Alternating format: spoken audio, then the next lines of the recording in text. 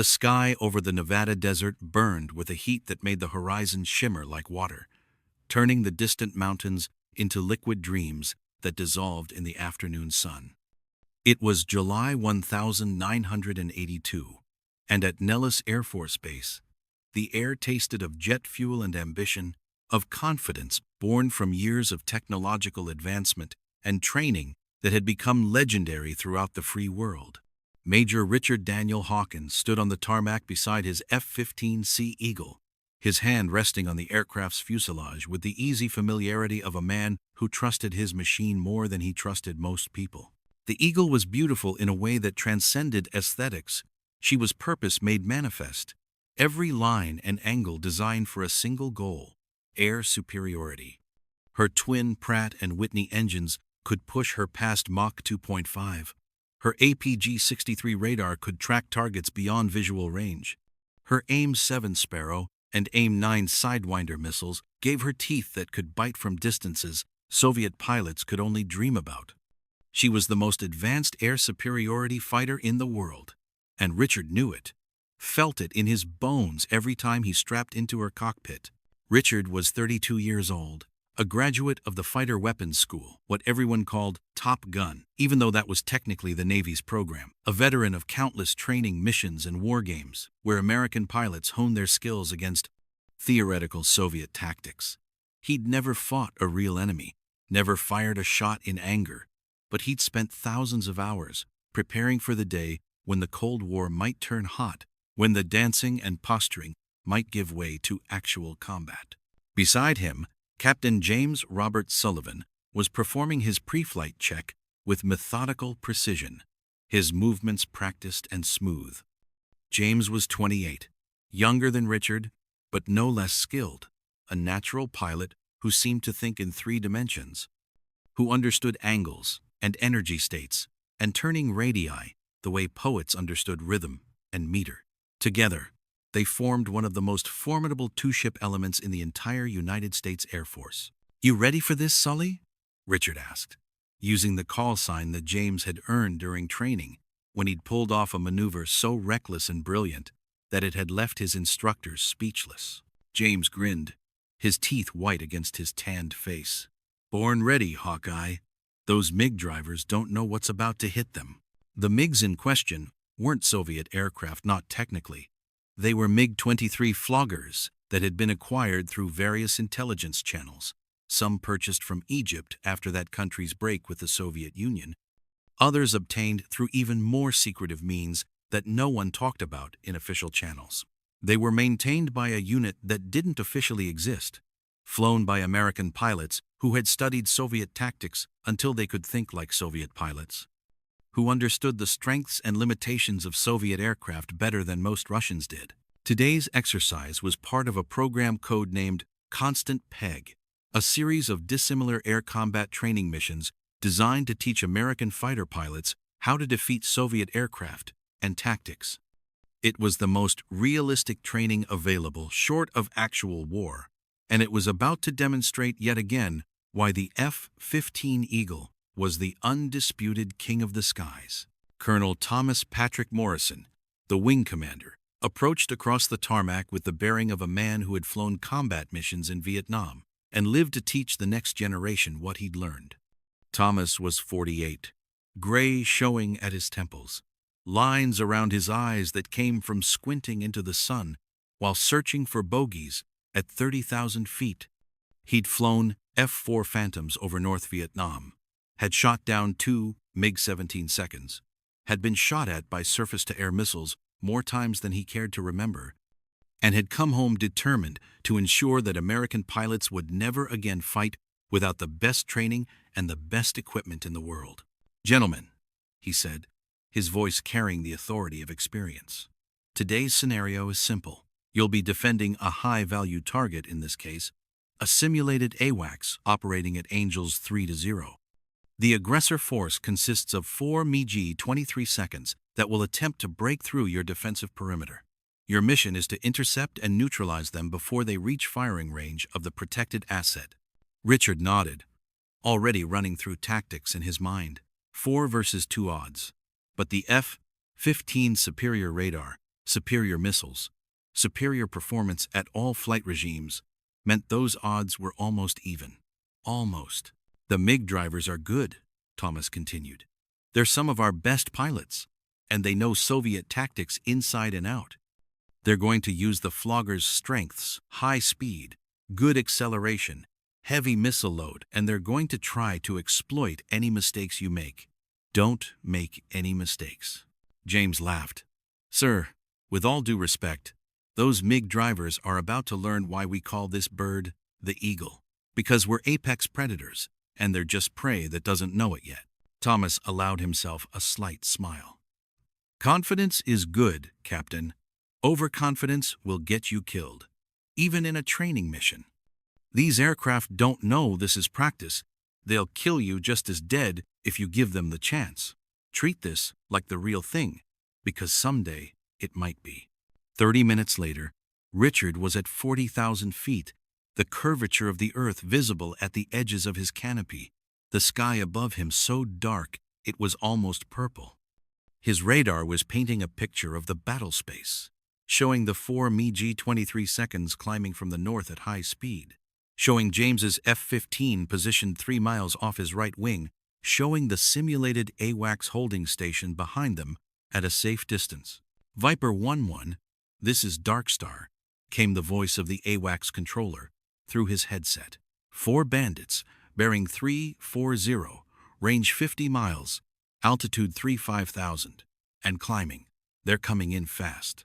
Copy, Darkstar. Viper 1-1 has contact, Richard responded, his eyes flicking between his radar scope and the empty sky ahead, 50 miles, beyond visual range. This was where the F-15's technological superiority would shine. The MiG-23's radar was adequate for its time, but it was generations behind the APG-63. The Soviet pilots would be struggling to get a clear picture, while Richard could see them as clearly as if they were painted with spotlights. Viper 1-2, skip, Richard called to James. Let's bracket them. You go high, I'll go low. We'll force them to split their attention. Roger that, boss. Going Angels 4-5. Richard watched as James's aircraft climbed, using the F-15's incredible thrust-to-weight ratio to accelerate upward while maintaining speed. It was a maneuver that would have been impossible in most fighters. But the Eagle had power to spare, could climb vertically if needed, could do things that defied logic and Soviet engineering philosophy. The range closed. 40 miles, 35, 30. Richard selected his AIM-7M Sparrow missiles, the radar-guided weapons that would reach out and touch targets at distances where visual identification was impossible. The MiGs were still coming straight, probably hadn't even detected the F-15 seconds yet, probably thought they were being clever with their high-speed approach. At 28 miles, Richard got a solid lock on the lead MiG. His threat receiver was quiet. The Soviet aircraft still hadn't found him. Viper 1-1, Fox 1, he called, and pressed the trigger. The Sparrow dropped from the Eagle's belly, its motor igniting a second later, accelerating the missile to over Mach 4 as it streaked toward its target. Viper 1-2, Fox 1, James called a second later, his own Sparrow climbing from high altitude toward a different MiG. Now the Soviet pilots knew they were there. Richard watched on his radar as the MiG formation scattered, braking hard in multiple directions, dumping chaff to confuse the incoming missiles. It was a good reaction, textbook even, but it was also exactly what Richard had expected. The breakup of their formation destroyed their tactical cohesion, turned them from a coordinated threat into 4 individual aircraft, each now fighting its own battle. Richard's Sparrow guided true despite the chaff, its sophisticated seeker head ignoring the aluminum clouds and staying locked on the heat signature of the MiG's engines. At 3 miles, the proximity fuse detonated, and the training warhead marked a kill. In real combat, that MiG would have been turned into a fireball of metal and fuel. Today, it meant the Soviet pilot had to break off and acknowledge defeat. Splash 1, Richard called calmly, already looking for his next target. James's missile also scored, his victim breaking off to the west, trailing simulated damage. 2 down, 2 to go, and the remaining MiGs were now trying to close the distance, hoping to get into the furball where their maneuverability might give them an advantage. But Richard and James weren't going to let that happen. This was what their training was all about: maintaining energy, maintaining position, using the F-15's superior performance to dictate the terms of engagement. They didn't have to dogfight if they didn't want to. They could stay at range, use their superior sensors and weapons, and kill Soviet aircraft before the Soviets even knew they were being hunted. Lieutenant Colonel David Michael Chen, flying one of the remaining Mi-G-23 seconds, cursed under his breath as he watched two of his flight disappear from his formation. David was 35, a veteran pilot who had logged over 3,000 hours in various aircraft, who had spent the last 2 years learning to fly and fight Soviet style. He knew the MiG-23's limitations better than anyone knew: that its radar was marginal, its missiles were short-ranged compared to American weapons, its avionics were a generation behind. But he also knew its strengths. The flogger could accelerate like a scalded cat, could reach Mach 2.3 inches level flight, could carry a heavy load of weapons. If he could just get close enough, if he could force the Eagles into a turning fight, he might have a chance. The MiG-23's variable sweep wings gave it good low-speed handling when the wings were swept forward, and if he could somehow get behind one of those Eagles— "Flogger lead, let's split them," he called to his wingman, Captain Robert Francis Martinez. "You take the high one. I'll go for the low one. Maximum rate closure. Get inside his missile range before he can get another shot off." It was a desperate tactic, but desperate was all they had left. David pushed his throttle forward, feeling the big Tumansky R-35 engine respond, feeling the MiG accelerate past Mach 1.5. His radar warning receiver was screaming at him. The Eagles had him locked up, probably had another missile in the air already. He started a series of hard jinks, throwing the MiG around the sky in unpredictable patterns, making himself a difficult target. Richard saw the MiG's maneuvers and smiled grimly. The Soviet pilot was good, was trying everything in the book, but it wasn't going to be enough. The F-15's radar could track targets through 20 Gs of maneuvering, could predict where they would be, could guide missiles through evasive patterns that would have broken locks on earlier systems. "Viper 1-1, Fox 1, Richard called again, launching another Sparrow. This time the MiG driver saw it coming, broke hard left while climbing, dumping chaff and flares in a desperate attempt to evade. The missile missed by less than 100 feet, its proximity fuse not quite close enough to trigger. David Chen had bought himself a few more seconds of life. But only a few seconds. Richard was already maneuvering, keeping his speed up, keeping his energy state optimal. The MiG had turned hard, had bled off airspeed in that desperate break, and now it was vulnerable. Richard rolled his Eagle inverted, pulled through into a slicing dive that brought him onto the MiG's tail at a range of 4 miles. "Viper 1-1, Fox 2, he called, this time firing an AIM-9 Sidewinder. The heat-seeking missile came off the rail with a distinctive growl, its seeker head locked onto the MiG's hot exhaust, tracking it with single-minded determination. David Chen knew it was over. He'd run out of airspeed, altitude, and ideas all at the same time. The Sidewinder was coming up his tailpipe, and there was nothing he could do about it. He broke hard right anyway, more out of instinct than hope, but the missile tracked through his turn and scored a perfect hit. "Splash 2, Richard called. "Viper 1-1 is Winchester on Sparrows, 3 Sidewinders remaining." Up high, James was dealing with the last MiG, the 2 aircraft engaged in a turning fight that was testing both pilots' skills. Captain Robert Francis Martinez, in the MiG-23, was trying to use his variable sweep wings to their maximum advantage, sweeping them forward for tighter turns, back for speed when he needed to extend. He was good. Richard could see that, was making James work for it. But the F-15 was simply a better aircraft. It turned tighter, accelerated faster, climbed better, dived better. It was superior in every metric that mattered, and slowly but inevitably, James was getting into position for a shot. The two aircraft spiraled downward in a descending scissors, each trying to get behind the other. But the Eagle's superior thrust-to-weight ratio meant James could maintain his energy state better than Martinez could. At 15,000 feet, James had his shot. "Viper 1-2, Fox 2, he called, and fired a sidewinder from less than a mile away. The missile couldn't miss at that range, tracked straight and true to impact.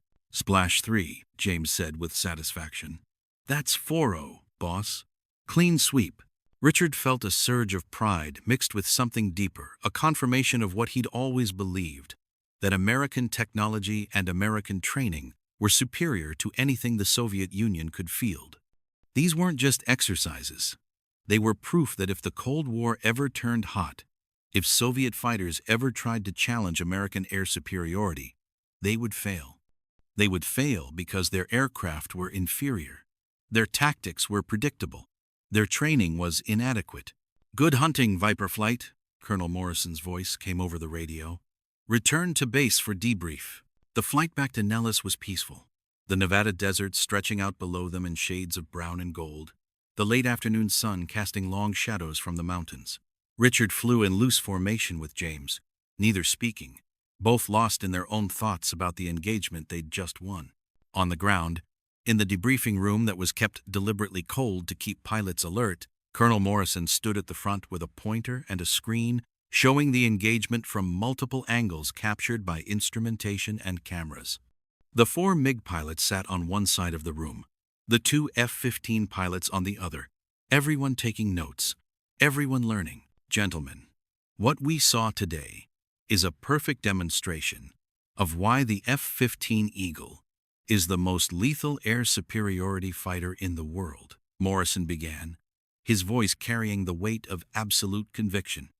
"The technological advantage, superior radar, superior missiles, superior performance, allowed Major Hawkins and Captain Sullivan to detect the threat first, engage first, and win decisively.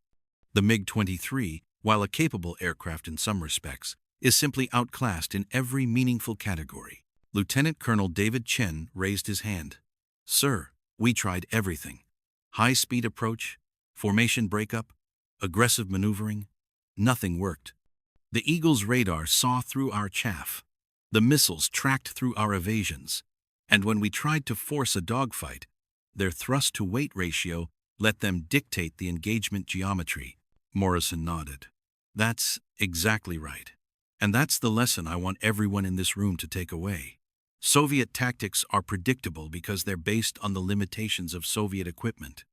They train for scenarios that play to their strengths because they can't compete in areas where we're superior. But in a real conflict, those strengths won't matter because we won't let the fight develop into a scenario where they can use them." Captain James Sullivan spoke up.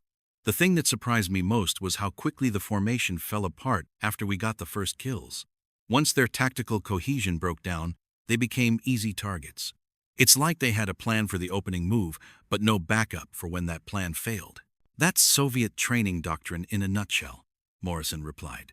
"Rigid, inflexible, based on following orders rather than adapting to circumstances.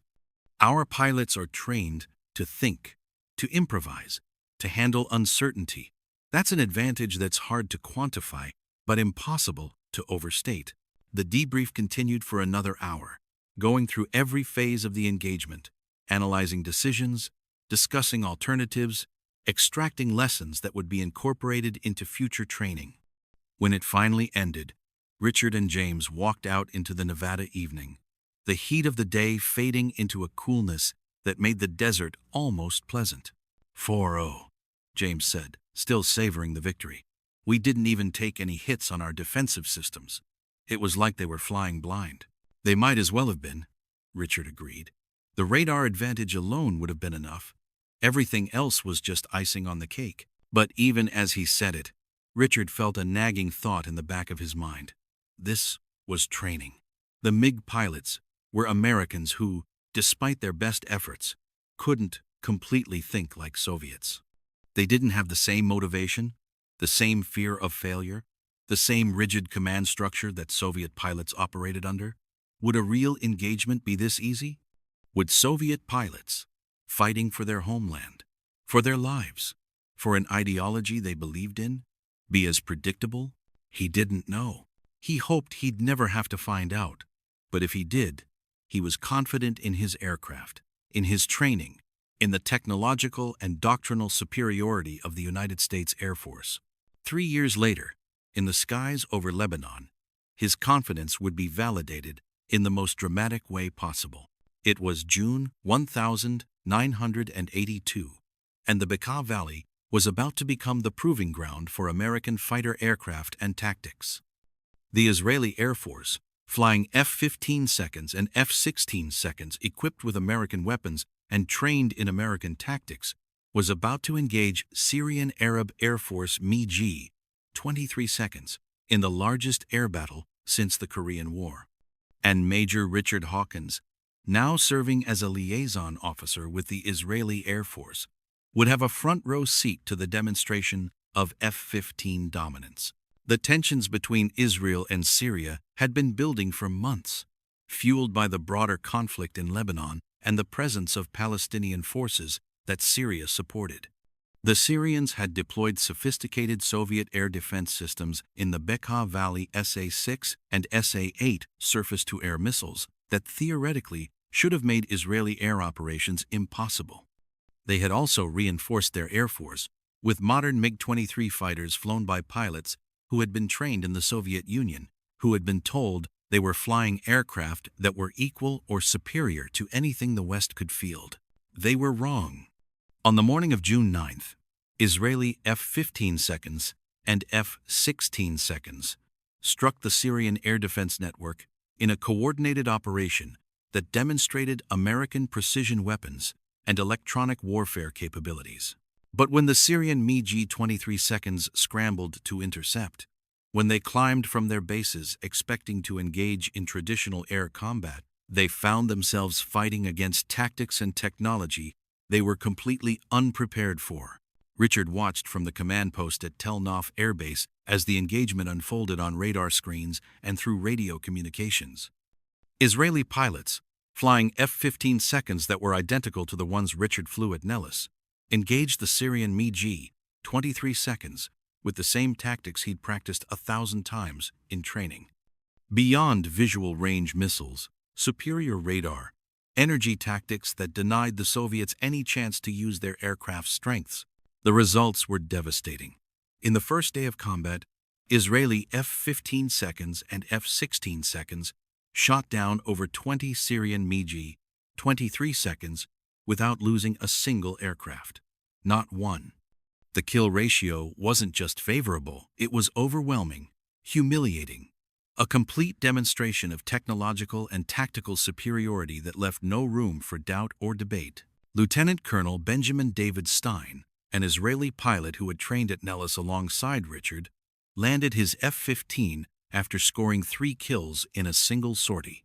Benjamin was 36, a veteran of the 1973 Yom Kippur War, where he'd flown F-4 Phantoms, who had transitioned to the F-15 and fallen in love with its capabilities.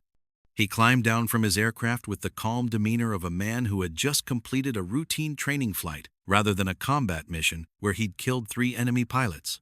"Richard," he called out when he saw his American friend, "you were right. Everything you taught us, everything we practiced, it worked exactly as you said it would. The MiGs never had a chance. We saw them on radar before they saw us. We fired before they could fire. We killed them before they even knew they were in danger." Richard felt a complex mix of emotions: pride in the validation of American technology and training, satisfaction that his doctrine had proven correct, but also a sobering awareness that this wasn't a game, that Syrian pilots had died today, that families would be receiving notifications that their sons and husbands weren't coming home. What were the Syrians doing wrong? Richard asked, his analytical mind already trying to extract lessons from the engagement. Benjamin thought for a moment. Everything. Their radar warning receivers didn't alert them to our missile launches until it was too late. Their radios weren't secure, so we could hear their communications and knew exactly what they were planning. Their tactics were rigid. They flew in tight formations that made them easy to target. They didn't vary their approach profiles. They seemed to have no plan for what to do when their initial tactics failed. It was like fighting robots that could only follow their programming. Over the next several days, the pattern continued. Syrian MiG-23 seconds would scramble to intercept Israeli strikes, and they would be systematically destroyed by F-15 seconds and F-16 seconds that engaged them with impunity. The Syrian pilots were brave, no one could deny that. They kept coming, kept trying, kept launching into skies they knew were dominated by an enemy they couldn't defeat. But bravery without capability was just martyrdom, and the skies over Lebanon became a graveyard for Soviet aircraft and Soviet doctrine. By the end of the conflict, Israeli pilots flying American aircraft had destroyed over 80 Syrian fighters for 0 losses in air-to-air combat. 0. The kill ratio was unprecedented, unheard of, the kind of result that military analysts would study for decades, trying to understand how such one-sided dominance was possible. Richard knew how it was possible. It was possible because the F-15 Eagle was a better aircraft than the MiG-23 Flogger in every measurable way. Better radar, better missiles, better performance, better visibility from the cockpit, better ergonomics that reduced pilot fatigue, better training programs that emphasized thinking over following orders, better maintenance that kept aircraft available for combat, better logistics that ensured parts and weapons were available when needed. But it was more than just the aircraft. It was the entire system, the AWACS providing early warning and coordination, the electronic warfare aircraft jamming enemy radars and communications, the precision weapons that allowed strikes against air defenses, the training that emphasized flexibility and initiative, the culture that encouraged pilots to think and adapt rather than blindly follow doctrine. The Soviet Union had built an air force based on quantity over quality, on centralized control over distributed decision-making, on rigid adherence to doctrine over flexible response to changing circumstances. They had built aircraft that were good enough for the missions they envisioned, flown by pilots who were trained well enough to execute predetermined tactics. But when confronted with a system that was better in every dimension, technology, training, doctrine, culture, their entire approach had collapsed. Richard returned to the United States in August 1982, his tour as a liaison officer complete. He brought with him after-action reports, tactical analyses, lessons learned documents that would shape American fighter training for years to come. But he also brought something less tangible, an absolute certainty that American air power was supreme, that no potential adversary could challenge the United States for control of the skies. Back at Nellis, he was promoted to lieutenant colonel and given command of an F-15 squadron. He stood before his pilots in the squadron briefing room, looking at the eager faces of young men who wanted nothing more than to prove themselves in combat. And he told them about Lebanon, about the Bekaa Valley, about what happened when American aircraft and American tactics met Soviet equivalents in real combat. Gentlemen, some of you may think that what we do here is just training, just practice, that the real test will come someday in actual combat. I'm here to tell you that the test has already happened. In Lebanon, Israeli pilots flying aircraft identical to ours, using tactics we developed, demonstrated beyond any possible doubt that the F-15 Eagle is the finest air superiority fighter ever built. They proved that our training works, that our weapons work, that our doctrine works. He paused, looking at each pilot in turn. But I'm also here to tell you that this dominance isn't automatic. It doesn't come from just sitting in the cockpit of a great aircraft. It comes from mastering that aircraft, from understanding its capabilities so thoroughly that you can exploit them without thinking, from training so hard that your responses become instinctive, from studying enemy tactics so completely that you can predict what they'll do before they do it. Captain Michael James Patterson, one of Richard's newest pilots, raised his hand. "Sir, if the F-15 is so dominant, if Soviet fighters are so outclassed, why do we train so hard? Why do we push ourselves if the outcome is already determined?" Richard smiled. "Because the outcome is only determined if we're better than they are. The F-15 gives us an advantage, a significant advantage. But it doesn't guarantee victory. Bad tactics can waste a good aircraft. Poor situational awareness can get you killed no matter how good your equipment is. Overconfidence can make you complacent. And complacency is the deadliest enemy a fighter pilot can face. He pulled up a photo on the screen, a MiG-23 Flogger in Syrian markings. This aircraft was flown by a pilot who believed he was in a capable fighter, who thought his training was adequate, who was confident that he could complete his mission. He was wrong. He died because his aircraft was inferior. His tactics were predictable. His training was inadequate. But he didn't know that until the moment an Israeli Sparrow missile killed him. The room was silent, every pilot absorbing the lesson. Our job is to make sure that never happens to us. Our job is to maintain the edge, to stay ahead of any potential adversary, to train harder than they train, to think deeper than they think, to be better than they are in every possible way. The F-15 gives us the tools. It's up to us to use them properly. Over the following months and years, Richard's squadron became one of the most elite in the Air Force. They trained constantly, pushing themselves and their aircraft to the limits, running scenarios that were harder than real combat would probably be, making training so difficult that war would seem easy by comparison. They studied Soviet tactics obsessively, analyzed every engagement from Lebanon, incorporated lessons learned into their own procedures. Master Sergeant Robert Lee Johnson, the squadron's senior maintenance chief, kept the F-15 seconds in pristine condition, his crew working around the clock to ensure that every aircraft was ready for flight, that every system was operating at peak performance.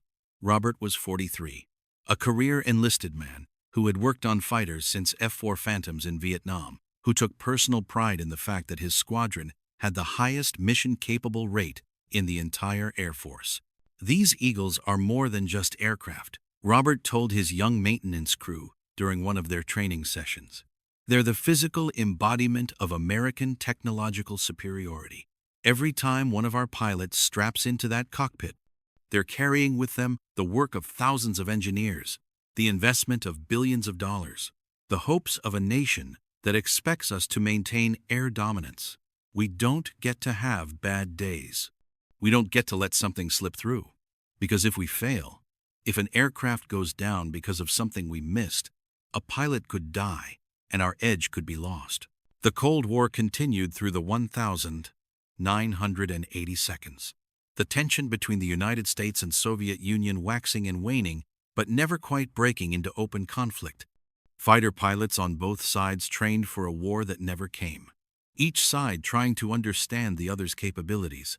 Each side developing counters to the other's tactics. But after Lebanon, after the Bekaa Valley, the psychological advantage had shifted decisively. Soviet pilots knew that American fighters had proven their superiority in actual combat. They knew that the MiG-23, once considered a capable aircraft, had been exposed as inferior in every way that mattered. The Soviet response was predictable. They developed newer aircraft, like the MiG-29 and Su-27, fighters that were designed specifically to counter the F-15's advantages. But the United States responded as well, developing the F-15C with improved radar and weapons, refining tactics, continuing to maintain the edge that had been so decisively demonstrated over Lebanon. In 1985, Richard was promoted to colonel and given command of an entire fighter wing. He stood on the same tarmac at Nellis, where he'd stood 3 years earlier, looking at rows of F-15 Eagles gleaming in the desert sun. And he felt a profound sense of gratitude that he lived in a country capable of building such machines, training such pilots, maintaining such overwhelming superiority. Captain James Sullivan, his former wingman, was now a major and one of Richard's squadron commanders. They walked the flight line together in the early morning before the day's training began, talking about aircraft and tactics and the responsibility of maintaining excellence. "Do you ever worry that we're too dominant?" James asked. "That the Soviets will do something desperate because they know they can't compete conventionally?" Richard had thought about that question many times. Every day. But what's the alternative?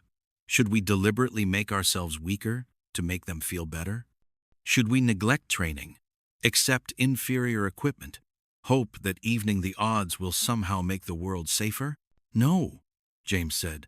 But it's a strange position to be in, knowing that we're so superior that the other side has no chance.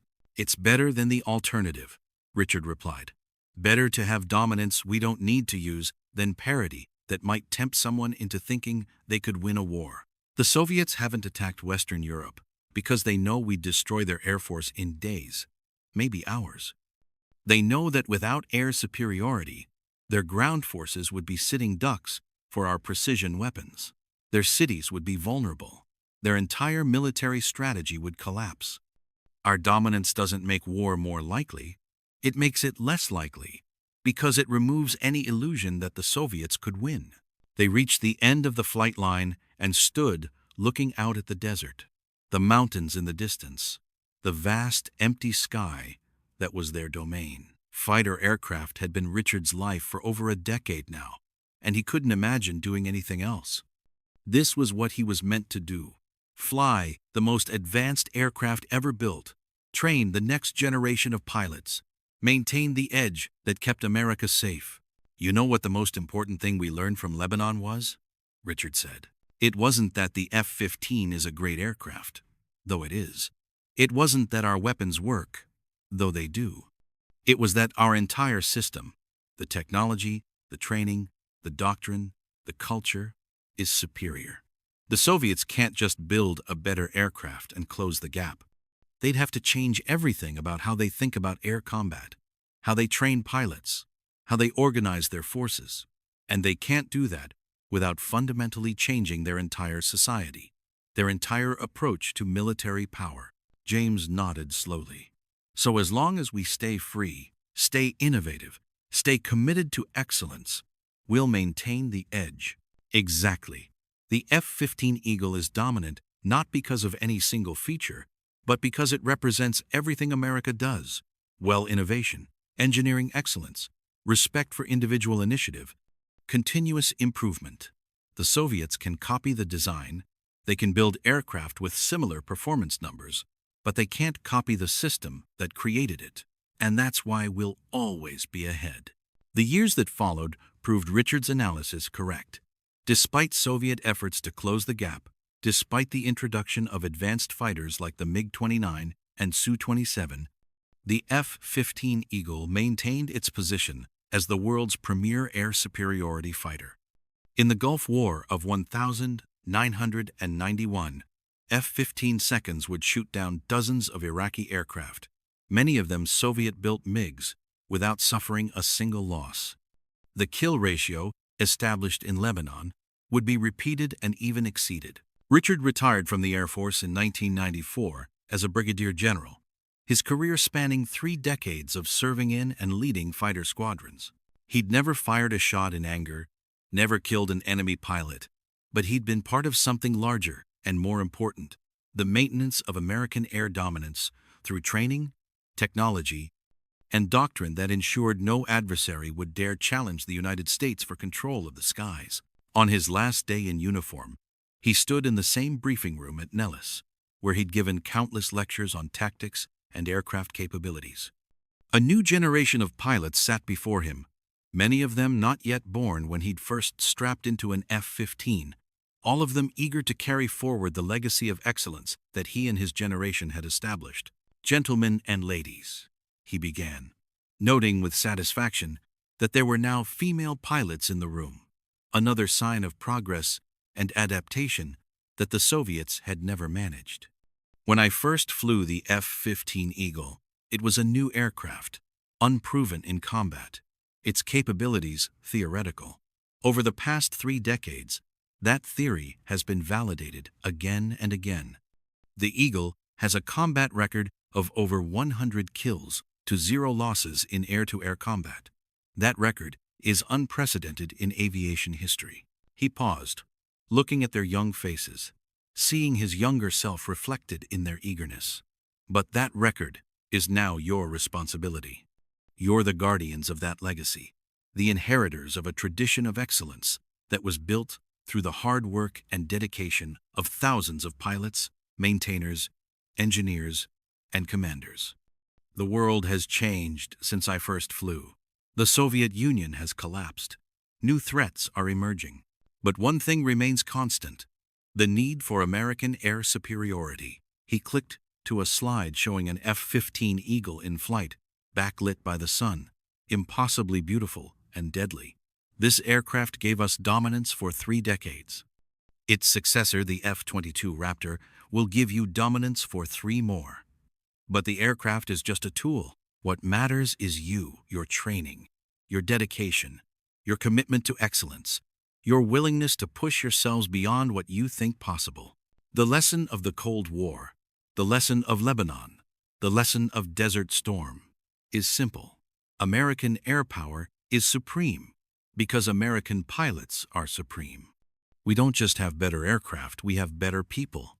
People who think critically, who adapt quickly, who refuse to accept anything less than perfection. That's what defeated the Soviets without ever fighting them directly. That's what will defeat whatever threats emerge in the future.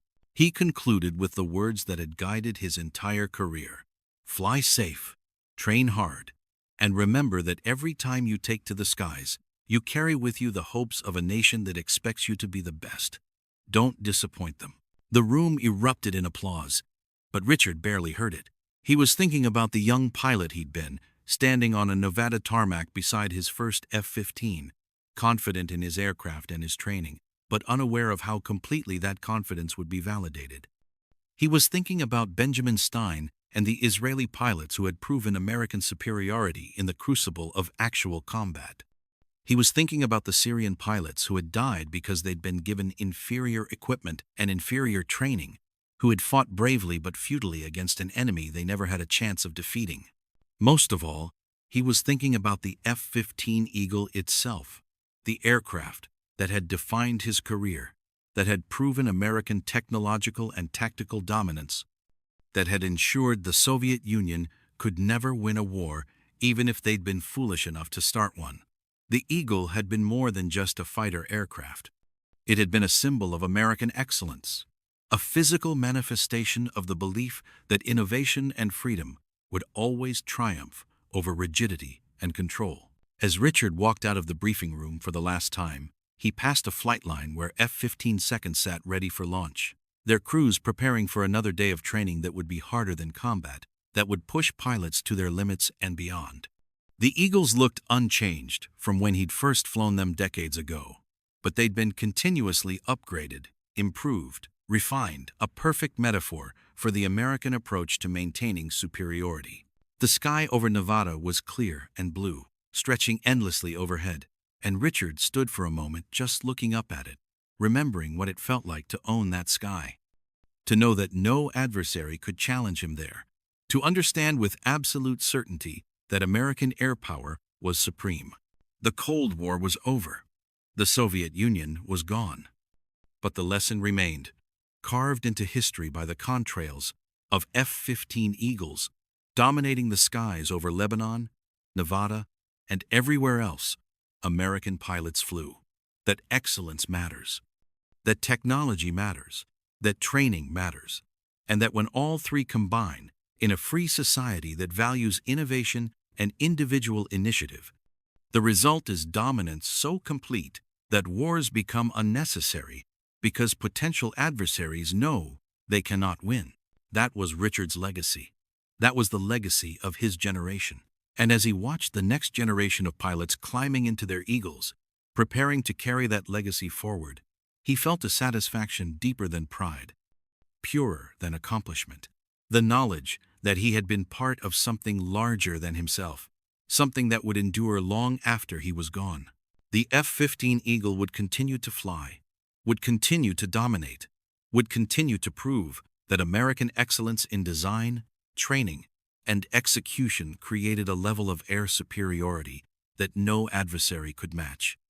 And somewhere, in the sky over some future battlefield, American pilots would engage enemies who thought they had a chance, who believed propaganda about their own capabilities, who would learn too late the same lesson Soviet pilots had learned decades earlier.